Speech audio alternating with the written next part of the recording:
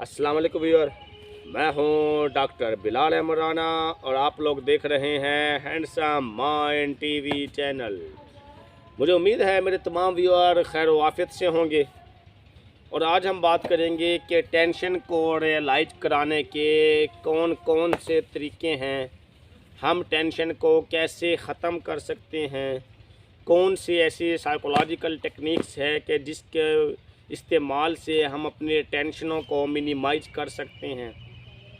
देखिए, टेंशन का आना फितरी अमल है। टेंशन हर बंदे पे आती है। हत्ता कि मेरे नबी पाक सल्लल्लाहु हज़रत मोहम्मद मुस्तफ़ा सल्लल्लाहु अलैहि वसल्लम पर भी कई बार टेंशनें आई हैं, लेकिन आपका जो उस टेंशनों को सामने करने का तरीक़ाकार था वो इतना खूबसूरत था कि आप उस टेंशनों के आने के फ़ौरन बाद बहुत जल्दी टाइम के अंदर उससे निकल जाते थे। और यहाँ से एक सबक हमें ये भी मिलता है कि आपका चूँकि ईमान का लेवल बहुत ज़्यादा अच्छा था, ठीक है, हम उस लेवल पे कभी भी नहीं पहुँच सकते, बल्कि हम तो अपने नबी के पाँव की खाक के बराबर भी नहीं पहुँच सकते। लेकिन एक सबक मिलता है, वो सबक ये मिलता है कि अगर हमारा भी ईमान का लेवल अल्लाह रब्बुल इज़्ज़त की ज़ात से ज़्यादा अटैच हो जाएगा तो फिर हम भी अपनी टेंशनों को जल्दी हल कर लेंगे। पुराने सहाबे कराम के दौर में जब टेंशनें आती थी तो लोग सजदों का रुख करते थे, लोग मस्जिदों का रुख करते थे, लोग नफल का रुख करते थे, लोग नफल पढ़ते थे, अल्लाह की ज़ात से अपनी टेंशनें अपने मसले हल करवा लेते थे। हत्ता कि वज़ू अभी करते थे और नीयत में आ जाता था तो आपकी टेंशनें हल हो जाती थी। तो वो अल्लाह की ज़ात से कुर्बत होने की वजह से बहुत जल्दी अपने मसलों को हल करा लेते थे। हमारी आज की सोसाइटी के अंदर टेंशनें हैं, लेकिन हम उन टेंशनों को इस तरीके से आज़ाद हल कराने के बजाय हम उन टेंशनों को दुनियावी तरीक़ों से हल कराने की कोशिश करते हैं। फ़लाँ अफसर को कह दो वो कर देगा, इतना पैसा ले आओ वो कर देगा, फ़लाँ इख्तियार वाले बंदे को कह दो वो कर देगा, वगैरह वगैरह। इस तरह की हमारी सोच है, इसलिए हम तबाह हाल हैं। अब टेंशन को ख़त्म करने के लिए मुख्तलिफ़ टेक्निक्स हैं जो मैं आप लोगों के सामने बयान करना चाहूँगा ताकि आप लोगों को भी सीखने का मौका मिले। एक तो ये कि जैसे ही जिस माहौल के अंदर आपके पास टेंशन हो, आप जल्द अज जल्द उस माहौल को छोड़ दें। बाज़ार में हैं, घर आ जाएं, घर में या बाज़ार में चले जाएं, उस माहौल से निकलने की कोशिश करें। बाद लोगों के घरों में टेंशनें रहती हैं, इसके बावजूद सारा दिन घर में पड़े रहते हैं, वो टेंशनें और ज़्यादा हो जाती हैं और इंसान की ज़िंदगी तबाह हो जाती है। अगर आपको लगता है कि आपके घर में टेंशनें हैं तो आप बाहर चले जाएँ, आप अपने घर में टाइम में थोड़ा दें ना। अगर आपको लगता है बाहर फ़लाँ जगह पे टेंशन ज़्यादा होती है तो वहाँ पे टाइम थोड़ा दें।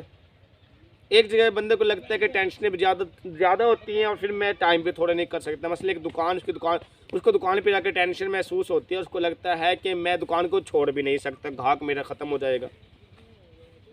उसके लिए क्या है? उसके लिए यही है कि फिर वो अपने आप को सब्र के साथ रखे, पोलाइट शाइस्ता अदब के साथ रखे। बहुत ज़्यादा इस दुनिया के होने पे यकीन ना रखें, थोड़ा सा कम यकीन रखें। ये दुनिया ख़त्म हो जाएगी इसके ऊपर यकीन ज़्यादा रखें। इस दुनिया के होने से हमारे मामलात बनते हैं, इसके ऊपर यकीन ना रखें। अल्लाह रब्बुल इज़्ज़त की ज़ात जो हमारे मसलों को हल करती है, इसके ऊपर यकीन ज़्यादा रखें।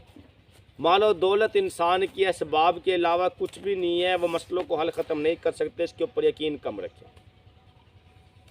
अब बात बताने का मकसद ये है कि अगर एक बंदे को उस माहौल में परमानेंट रहना है और उस माहौल में उसको टेंशन भी ज़्यादा होती है, मिसाल के तौर पर एक बंदा आके कहता है जी मुझे अपनी वाइफ से ज़्यादा टेंशन होती है तो मैं घर में नहीं रह सकता, कोई ऐसा मसला नहीं है, वो मस्जिद में रहे फिर। अच्छा, बज़ाहिर एक मजाक हो गया, लेकिन एक सीरियस बात भी कर दी मैंने कि जिसको लगता है कि अपने मस्जिद बेगम से ज़्यादा टेंशन होते तो फिर वो मस्जिद में रहे। अगर वो दुनिया मस्जिद का मैंने क्यों कहा है? मैंने मस्जिद का कहा है उस नबी की हदीस की वजह से। मेरे नबी की हदीस है कि सबसे अच्छी जगह मस्जिद है और सबसे घटिया जगह बाज़ार है। जब आप लोग बाज़ार में जाके, और क्यों कहा, इसलिए कहा कि बाज़ारों में शैतानों के डेरे होते हैं, मस्जिदों में अल्लाह की रहमत होती है, इसलिए कहा। अब आपको बेगम से टेंशन है तो मस्जिदों में जाएं, मैंने इसलिए कहा कि अगर आप लोग बाज़ार में जाते हैं तो बाज़ार के अंदर हर तरह के गलत लोग भी मिलते हैं और अच्छे भी मिलते हैं। अगर अच्छे मिलते हैं तो आपके मसले का हल बता देते हैं और आपका मसला काफ़ी हद तक हल हो जाता है। गंदे लोग मिलते हैं तो आपसे तलाक दिलवा देते हैं। गंदे की भी तो लिमिट नहीं है ना, कितना गंदा, एक मिसाल है।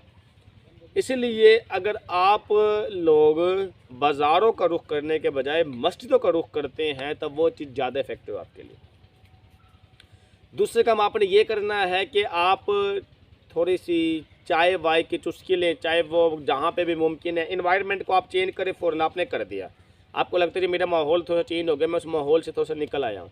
उसके बाद किसी नई जगह पे जाके आप ना कोई चाय वगैरह पी लें, ताकि चाय के अंदर जो निकोटीन है वो हमारे गामा माइनोब्यूटिक एसिड को तेज़ करती है, जिससे हमारे ब्रेन केमिकल जो बिल्कुल स्लो डाउन हो जाते हैं वो थोड़े से स्टिमुलेट हो जाते हैं, और उसकी वजह से हम अपने ब्रेन केमिकल के एक्टिव होने की वजह से हमें एक कुछ लम्हे के लिए उस टेंशन के कम होने का एहसास होता है, हमें अपने दिमाग को सुकून मिलता है। इन्वायरमेंट चेंज कर दिया, नई जगह पे चले गए, वहाँ पे जाके आप चाय की चुस्की वगैरह ले लें। उसके बाद आप